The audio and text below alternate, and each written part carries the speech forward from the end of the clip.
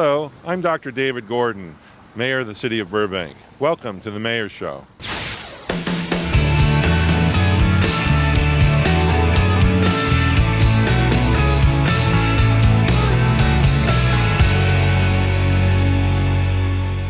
In part one of a two-part look at the Burbank Police Department, Mayor David Gordon visited with the Burbank Police Chief and the Deputy Chief and talked to several other police department employees about patrol, community outreach, forensics, budget and finance issues, and support services. In this second and final part of the Mayor's Show at the Burbank Police Department, the Mayor takes a look behind bars at the Burbank City Jail and goes on patrol around town in a brand new police vehicle.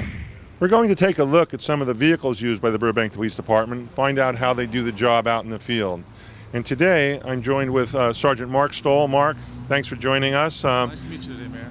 Yes, and perhaps you can tell us a little bit about the types of vehicles you've been using in the department and where you are today. Absolutely. Let's take a look. The first car I'm going to show you is our Chevy Caprice. We've had these cars for about 3 years, and this is what the typical resident would see. If you want to walk around with me, we can look into the trunk. We have our technology package here, storage here. As you can tell, it's a little bit tight for all the gear a lot of the guys have to utilize. Here's all the electronics that the public works people keep up and running for us. And then we'll walk around the front. And this has been the car for how long in service here? We've had these cars for about 3 years now. Obviously, we have the passenger compartment for the people that we bring to jail, unfortunately. We have the window bars here to keep people from kicking out the windows, and a nice spacious back seat. And this is where the officers do all of their work up here. Okay, so this is a standard edition police vehicle, and would it be okay if I sat inside? Absolutely. If you want, you'll notice here we have the computer and keyboard and all the electronics. So if you want to try it out and see how it fits you, have a seat. Thank you. I recommend careful your right knee there. Perfect. I could go on a trip today, but it does seem just a bit small. Let me ask you a few questions about that.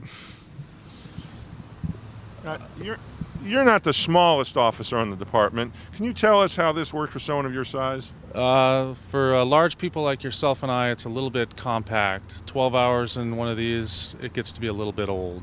So when you have to exit the vehicle or enter it in a quick basis, it's a little more challenging. Yes, very challenging for the larger framed officers. And did this have something to do with the decision to change vehicles? Because we're going to take a look at some other vehicles you're using today. Yes, this was one of the main drivers of changing from the Caprice to the new vehicles that we're using today. Can we take a look at the new vehicle? Absolutely. I have one right over here. Perhaps you can tell us a little bit about this vehicle and how it's different from the predecessor. Well, what we have here is a 2014 Ford Explorer Police Interceptor. This car is larger, more fuel efficient, and more comfortable to drive for the larger and smaller officers. It's all-wheel drive. It has a V6 engine, and it just has a lot more room. Has it been upgraded technologically as well in terms of communications and positioning and all those things we see in our newer cars? Absolutely. This car, we actually submitted for an award for the Cops West, which is the West Coast Police convention, and we actually won for the best cruiser design based on a lot of the technology that's in this car. And if you want, we can start at the back and I'll show you.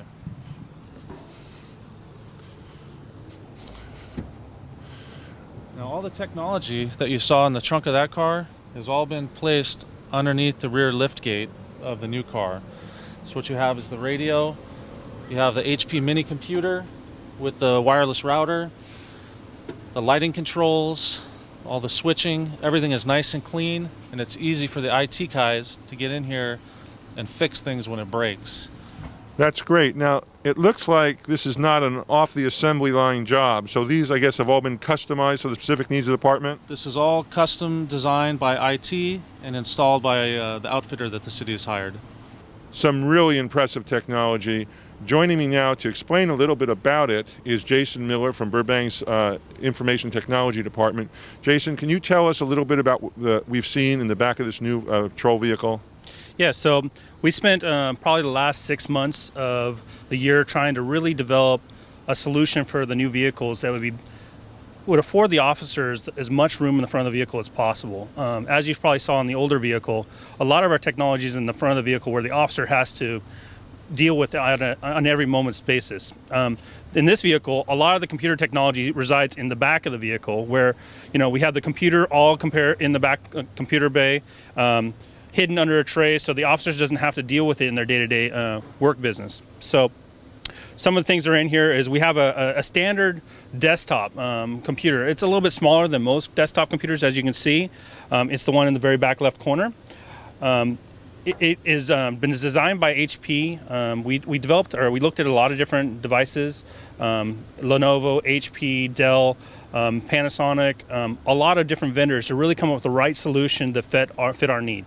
The HP desktop in the back of the car has really been designed to be in environments where it can be warm. It's got a vibration. It has solid state devices inside of it, so as we go over bumps and such, it doesn't affected by those things, which a normal computer would be. Really, the interesting stuff is in the front of the car, but we really worked hard with Public Works in the city, the police department, obviously, and our outfitter down in Orange County to really come up with a good solution, and I think they did a great job. So it looks like it was a collaborative effort of a number of the city departments to give us this award-winning vehicle. Absolutely. We all worked together to get this right. Let's take a look at the front that you were talking about. Okay, so Jason, we're inside the vehicle right now, and I see this main console screen. Can you tell me a little bit about what's going on here? Absolutely, sir. So much like the other vehicle, it has a computer in the front of the car for the officers to, get their dispatch calls to, deal with issues. As you can see, this display is completely in the dash, where it's not affecting the officer's movement in the vehicle. If there's something bad happens, that they could bail over onto the other side, which it's really hard to do in the other vehicles. There's so much electronics. This was really developed by Ford, the LAPD, and the LA Sheriff's Department, and we got the benefit of them doing all that hard work, and we're able to get this unit very early in design. We got pre-production units, and we tested out for probably 2-3 months before we actually made the decision to move forward with it. But everybody loved it. And so this is being installed in all of these new vehicles. That's right. Unfortunately, it will not work in our older vehicles because it is designed by Havas for the Ford vehicles. It would work in a Ford Taurus or the Ford Explorer-based units. But yes, it's absolutely for this car. That's great. Thank you for taking the time to explain this to us. No problem. Sergeant, we're outside the police car now, and we're seeing a bunch of lights flashing. Can you tell us a little bit about the lighting? What does it signify? When you put it on? What does it mean for people who might be stopping? Absolutely. What you'll see on this car is a full array of white, red, and blue lights. You notice this car has integrated emergency lights into the bumper, strobes in the headlights. You have the red and blue lights on the top. We also have lights on the caps here of the mirrors. And what that's going to be for the citizens, it's going to give you a little bit more visibility to see the car coming when we're responding to an emergency or when we're conducting a traffic enforcement stop. And if you want, we'll walk around to the back of the car and I'll show you some other stuff that we've added. Now, this car sits up a little bit higher, so when you're coming up from behind as a citizen, you may not see the light bar on the top. So what we've done is we've added an extra set of emergency lights on the rear and strobes in the dash, or in the rear brake lights, excuse me. So that's going to give you a little bit more visibility so we don't get run into if we're doing traffic enforcement or on a traffic collision where we've got the road blocked. It's going to let people know that there's an emergency ahead. And the blue lights are only seen on law enforcement vehicles. Correct. In the state of California, blue is only allowed on police cars. You'll see the fire trucks have red all the way around them and ambulances, but on police cars is the only one you're going to see the blue on. Great. Well, maybe we can go for a ride and see how this thing performs on the road. Absolutely. Let's take a ride. So, Sergeant, this is a brand new vehicle, very low mileage, and we have how many of these vehicles in the department? Currently, we have 7. 7. We're going to be phasing in every budget year, 8 to 10 of them. And we're going to replace the Caprices with these. As you can tell, it's a little bit more spacious for the larger type of person like you and I versus that car. You'll notice here the computer, it's all integrated into the dash. Some of the safety features, it's got a backup camera integrated into it with the sensors, so we don't back into anyone or anything, hopefully. And we can flip over to our computer software that will give us any of the calls that we're responding to, or any calls that are holding. And you have a keyboard here that you can We have a keyboard that goes up and down. We can rotate it left and right. So if I'm in here with a partner, I can move it more to the center. If there's no partner, I can move it to the side. Got a nice armrest we can lay our arm on. We have a whole new electronics package for our emergency lighting, and then the old police radio. And so it's fairly easy to transition from the previous vehicle into this design? Yeah, the only thing you got to remember is the shifter's not on the column on the center. It's up here. Right. And other than that, it drives great. It's all-wheel drive. It's got a V6 where the other car's got a V8, but it has more power than the old Crown Victoria, even though it is a V6. Plus, it's more fuel efficient because it's a V6, so the city's not going to be spending as much money on gas. The thing to remember is these things are on the road sometimes 20 to 24 hours a day with an officer driving them. That's why the room is really nice for us, because this is basically our office. Right. So why don't we go for a ride and see how this will handle in town? Anywhere you'd like to go see? Well, maybe you can give me an idea. Are there areas of the city that officers that will patrol are assigned, or? You know, a lot of what we're looking at is every day, every week, we have specific areas they like us to target based on crime that may have been peaking. Another thing that we look at is traffic. You know, the number one complaint in the town is traffic, development and traffic. I've been here for 15 years. We've got a lot more traffic than we had 15 years ago because of a lot of the businesses that have come into town, which are great for the tax base, but you know, you get the double-edged sword of the traffic. We've got a lot of new office towers. We have the Empire Center. Also, we got a lot more apartments up on the hillside, so that creates a lot more density and a lot more traffic. So a lot of times guys will sit at stop signs and look for stop sign violations. They look for speed violations, cell phone violations. You know, we have a lot of car crashes in town, so we're trying to prevent those by having our traffic guys during the day monitor the high accident intersections, which are mainly on Buena Vista and Hollywood Way. So we try and focus our patrols on areas that are having specific problems. Now, obviously, we're going to be driving around and look for violations or other things and be visible, but we try and focus where there's problems. Can the patrol cars communicate with each other, or just to the main communication center? Well, through the MDT or the computer, be more simple, we can send messages to other officers. We can also see where the officers are on calls. We can see on the map where they are based on the GPS, so you can kind of tell where someone's at or what they're doing. Well, that leads to another question I had, because many times in Burbank, if you see what I might describe as a routine traffic stop, I'll see another patrol car arrive on scene very shortly thereafter. Either there's a backup. I'm not sure how that operates. Yeah, well, anytime we make a traffic stop, we radio into dispatch to let them know our location. And if there's someone close, usually another officer will come by just to make sure they're fine. A lot of police agencies have solo officer patrol. Some of them, like the Los Angeles Police Department, they have 2 officers in every car, unless it's a traffic car. So sometimes, especially at night, for safety reasons, because it's dark, you know, we can't always see who's in the cars that we're stopping. The officers will go by and check on each other. I see. And I understand that sometimes the command staff, Captain Albanese, will actually go into the field. Will he ride along with an officer, or will he just arrive on a scene and just see what's happening? You know, he's usually gone by the time I get here. I work the weekend night shift, but he's got his own unmarked car that he'll usually go out in. But every now and again, he will go with officers.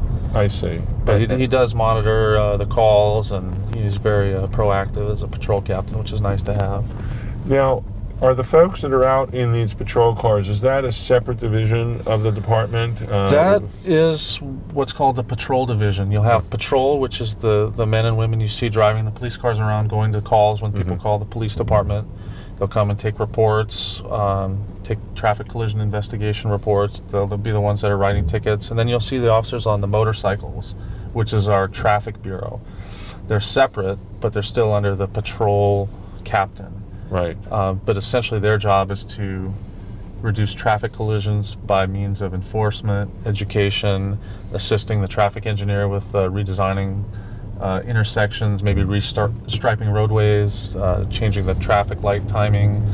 There's one of our motor officers right now. And then we have the Detective Bureau, which is the people that would investigate any crime reports. Like an officer takes a report of a car burglary, then we would have our forensics people come and try and get fingerprints. If they find something that's useful, then our detectives may follow up on that. So basically we're broken into a patrol bureau and a detective bureau, and then we have support services, which would be your background, the community outreach, the media relations. So for the everyday interaction of the citizens, what you're going to see is the patrol bureau, the men and women that are driving these cars and interacting with the citizens. I see. And I've also seen sometimes when an ambulance is driving through town that there's a police car.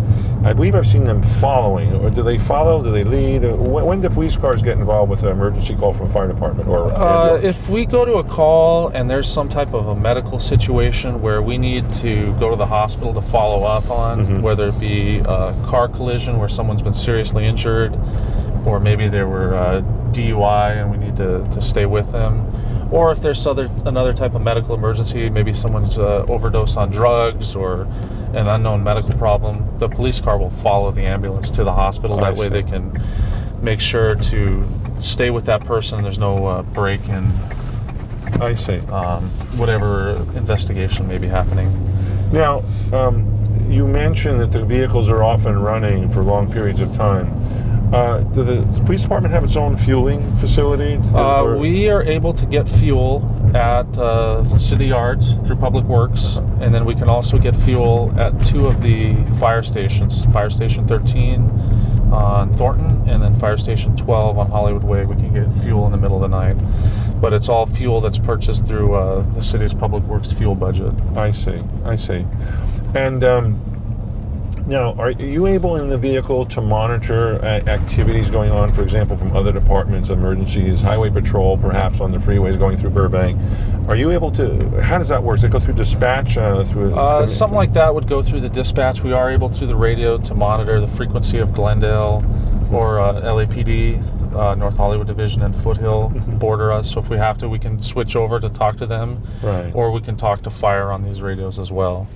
Now, we're coming into a holiday season. Is there an increased demand for the officers or decreased demand during holiday season when you're out in the field? What we see during the holidays, I'll give you my perspective at nighttime, is we're getting a lot of people that have too much to drink and they end up crashing. I don't know if you saw in the newspaper last weekend, a gentleman decided to take his car for a drive at Valley Skate Park, crashed through the fence. Oh, yes. So we're seeing a lot more intoxicated drivers, very intoxicated drivers. Wow. We're also seeing a rise in shoplifting. The stores, especially at the Empire Center, have gotten really good at apprehending shoplifters, and then they'll call us. Part of what we do is try and put extra officers in that area during the weekends, especially, to be highly visible. But that's the main rise that we've seen. Obviously, we're having a lot of traffic congestion by the Empire Center because of the freeway construction, and the influx of shoppers. The mall usually handles a lot of their own traffic control on Cypress and San Fernando because it's private property. They're not city streets. So they'll put their own traffic control devices and have their security officers assist with that. When you're in the field, and occasionally you probably meet some individuals who maybe don't speak English well or at all. Is there a way that's handled? I mean, is there a way you address it depending on the language they might be using? We do have a lot of Spanish-speaking people we deal with, also Armenian-speaking, and we've been getting a lot of people that speak Arabic due to the conflict in Syria.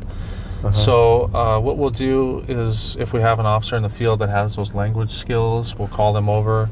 We do have a few officers that speak Armenian, some that speak Farsi, Mandarin, Cantonese, Chinese dialect, German, sign language. We have the resources available. We have dispatchers or records or jail staff that also have language skills.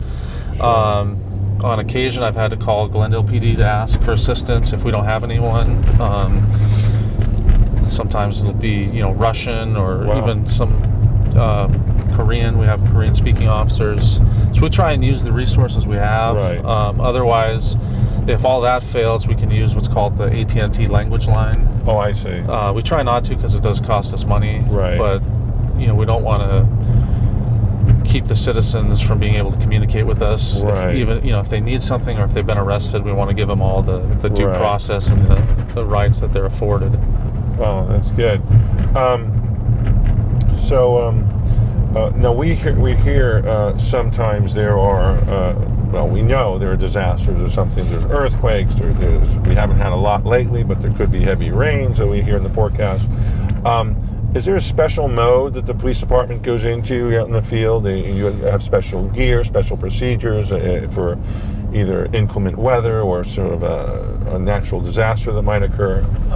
Thankfully we haven't had an earthquake that's been bad since I've been here, but if there is an earthquake of any significance, we try and pull all the police cars out from the police garage just in case there's some type of collapse. We do have checklists for officers to go and check overpasses, water facilities, city facilities that are important like the power plant. Those are all on the checklist that we need to go to. When it rains, obviously the officers have rain gear. That's the nice thing about this car that we're driving now is that it's all-wheel drive. Right. Versus the Chevy Caprice that we showed you earlier, which is rear-wheel drive. It's a lot more stable in the rain, especially it's supposed to rain this weekend pretty bad. So that's one thing that we really like about this new car is it handles very well. It's built on a car chassis. Right. So it's got a lower center of gravity even though we're sitting up higher. So it does handle very well. And it affords us a nice view of what's going on around us. And we also have in Burbank hillside areas, so I suspect if you do need to go off-road for some reason, you have that ability in this vehicle? That is something this one will do a lot better than the cars. Right. It is all-wheel drive. We've seen some videos of the Highway Patrol testing this car in loose sand, and it drives through it like it's not even there. Another nice thing is the police department also got a couple of the fully electric motorcycles. Yes. Part of the plan for that is to do some hillside patrols or respond to calls on the hillside if we have an injured or stranded hiker that would be better accessed by a motorcycle than a car. And one thing I haven't asked you yet, I know the department has just acquired a new high-tech helicopter. Does that integrate into the resources, the technological resources of this vehicle as well? That's a little bit different. Some agencies have the ability to downlink video. I don't think that we have that yet. I don't know that that's something we've looked into. The nice thing about the helicopter is it does give us a view that is a wide-angle view that we don't get. Sure. It does have the FLIR, which is the infrared night vision, which allows them to see heat sources, which might be a person, stranded hiker, someone hiding in the bushes from us. And that's nice that they can give that information to us. Also, they can get to some calls quite a bit faster than us and coordinate response. And if there's a disaster, they can use that to ferry people from areas that maybe aren't accessible due to a road collapse. So it's nice to have that option. As always, these things wear out over time. We usually recycle the police fleet every 3 years. Right. It kind of recycles itself. We do about 8 to 10 cars a year, and the helicopter that we replaced, I think, was almost 20 years old. Right. If not older. Right. So, well, that's great. So as you can feel, the car rides really nice, Yes, it especially on does. these really rough roads over here by the Empire Center. Right. One thing is when we're on a lot of these calls, the cars are going to be left idling, and with the smaller engine, it's going to save us a lot of money in gas. Right. Because if we're at a car crash in a major intersection, sometimes we'll be there for a couple of hours, and just got to leave the car running so all the lights will stay on, Interesting. and it won't kill the battery. So that's another thing to consider. Right.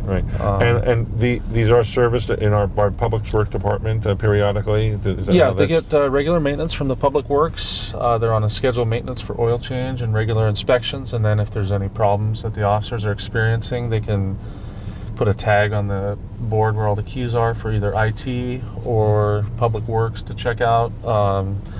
Say the tire pressure monitor goes on, they can come and check the tires. We also work with our contracted tow service. If there's some type of problem with a tire in the middle of the night, we can call Gerard and Peterson, and they'll come and change the tire for us as part of their contract for police see. tow services, which is nice because I don't know if you noticed in the back, we don't carry a jack or Right. equipment to change the tire, and we leave it up to the professionals at the tow company. Interesting. It affords more space for your equipment back there. That's correct. The car does have a spare tire in it. It's part of the factory crumple zone. It's underneath all the electronics. But if we take it out, then we don't have the Right. crumple zone that's required. So we Right. have a bunch of spare tires over at the tow yard that we can get at night. And if we Right. need them during the day, we can get them from the tire shop. Interesting.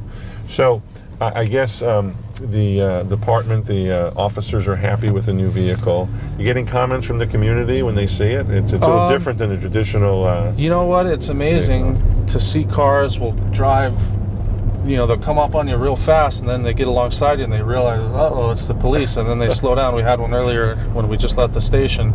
I think the public likes them. They're a little bit different. Right. They're not really quite used to them yet. Just on a side note, this car did win the 2014 Cops West Best Cruiser Design based on a lot of the technology that's in it. I know a lot of people might see the Highway Patrol has these cars. The LAPD is starting to get them. The Sheriff's Department, Glendale's eventually probably going to get them. But this one won the Best Cruiser Design a lot because of the technology that you've seen, like the integrated computer display, a lot of the stuff that the IT guys did in the back as far as the microcomputer with the solid-state drive. It's a lot more stable. We used to have computer rebooting issues, power issues, because these things take a lot of they take a lot of juice, and so they've been able to work their magic and get us stuff that works pretty much all the time, which is nice. That's great. Now, I don't see any barriers. Is this vehicle equipped if you were to take a person in for... This particular car is car number 1. It's designed for the supervisors. That's why there is no screen in the front or in the back. So it's a little bit more room, but even with the screen, for big guys like you and me, it's still a night and day difference than the Caprice. Wow. The officers really like them because of the size factor, and you sat in the Caprice, so you now have first-hand experience of how small that car really is. It's quite a difference. For myself, I very much appreciate leg room, so whether it's on a plane or in a vehicle. So that's great. It's really good that we have a chance to drive around and plus you get a lot more window, so you can see a lot more. It feels a lot more spacious than it really is, even because the window is so far forward versus the other car. I think it sits up a little higher. You get to see more. There's more visibility around you, so you can be, obviously we don't want officers crashing into people driving in the city, so it's a little bit safer in that respect. And then if we're on some type of emergency, it has a lot more lighting to make us more visible to the community. Well, that's excellent. And a little bit of a technical turn. We're making a fairly tight turn. It looks like this is turning very well. It's a fairly good-sized vehicle, but has a good turning. It does turn very well. Some of the cars, they don't have a very good turning radius, but these actually are very good at turning, especially up on our hillside streets where it's a little bit narrower and there's a little bit more congestion due to parking. These things will turn around real nice. And then the backup camera with the sensors, it's going to prevent guys and gals driving them from backing into things, which again, we really don't want to, because it creates a lot of paperwork and it creates liability and it costs money to fix things. So if we can prevent it, we'll definitely use what we can as far as technology to prevent that. Well, this is really, I'm really pleased you've taken the time and shared some of this with us, because it is kind of an inside view and an inside perspective from the police department, people in the field, or we sometimes say boots on the ground, so to speak. And It's been very enjoyable learning about this, and I'm sure people will have a much better understanding about what's on the inside. And it's also encouraging for me as the mayor to know that you have some of the latest technology and the latest equipment that helps you do your job better. And so that's very, very worthwhile. Well, it's always good to have people understand what really goes on behind, the doors of the police department. I would encourage anyone in the city to participate in the community academy or young people to do the youth academy when those come around, because it does give people an idea of what actually happens. You see a lot of things on the news now, and it may skew the view of what's really going on. But Right. But when people call the police in Burbank, this is the type of service you're going to get. These are what the officers have available to them to serve the community and respond to emergencies and other calls. Well, that's great. And I frequently hear people in the community will comment the excellent and long-standing police service times. I mean, you call for police in Burbank, and you see them very quickly. They're on scene, and they're very often, because of perhaps the size of a city, the officers are familiar with the areas. They know where they are, and they get there quickly. And I've always heard that that's appreciated by the community. So. Well, we do appreciate the support we get from the community. Obviously, we go some other places sometimes and work in other areas, and you can tell the difference in the way people act towards us in Burbank and the way they act towards us other places. So it's really nice to have that support from the community, and we do appreciate it. That's great. Well, we're back at our starting point, so.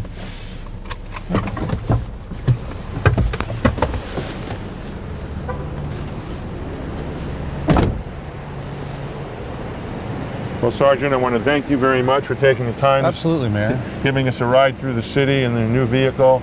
And I think we've learned an awful lot about what you have at your disposal to do the continued police service that you do. Well, I do appreciate you coming out and seeing what we do, and you're welcome anytime. Thanks again. Well, I'm about to enter the Burbank City Jail from the 3rd Street entrance. I'm visiting on a different basis today, and I'm coming through the entrance where visitors or other officials might want to come to visit arrestees that are in the jail. And in just a few moments, we're going to meet up with our tour guide for today, Sergeant Irving. I'm not sure if this is the last payphone in Burbank or where people make their last phone call or only phone call, but we're going to go meet up with Sergeant Irving now. Mayor Gordon. Sergeant Irving, good to see you. Likewise, sir. We're here today, and Sergeant Irving is kind enough to give us a little walkthrough of what a visitor or somebody coming to bail out someone who's in the jail, what they would do when they enter this area. Sergeant, can you tell us how it works? Sure. Well, this is the public area of the jail. So you entered off of 3rd Street. That would take you into this area here. At the counter here, you'd be greeted by one of the jailers.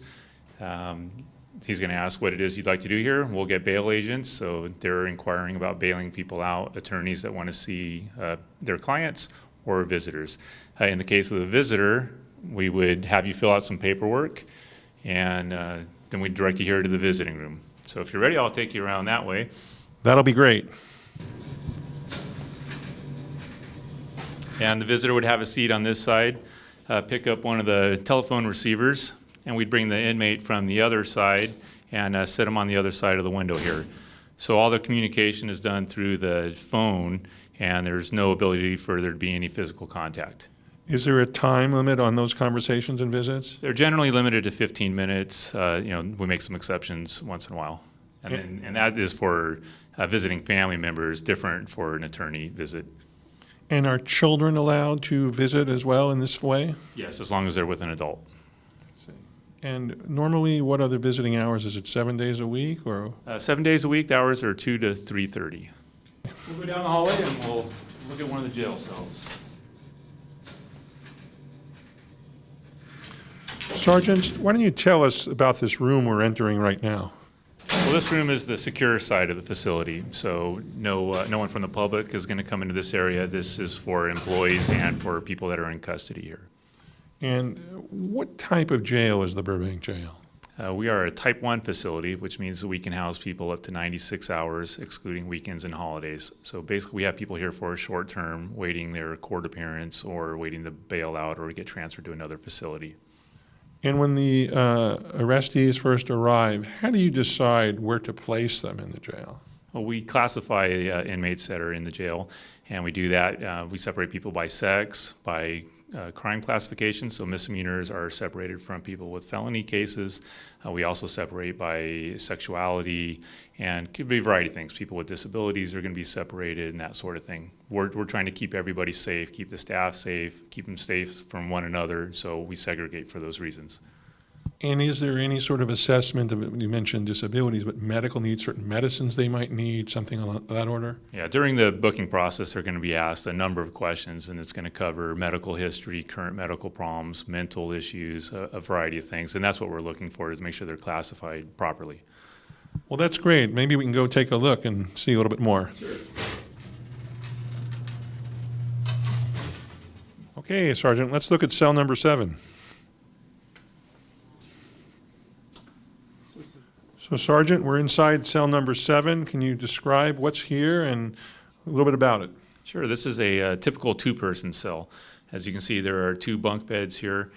We will either house one person in cases of segregating people like we talked about, or you could have 2 people in here.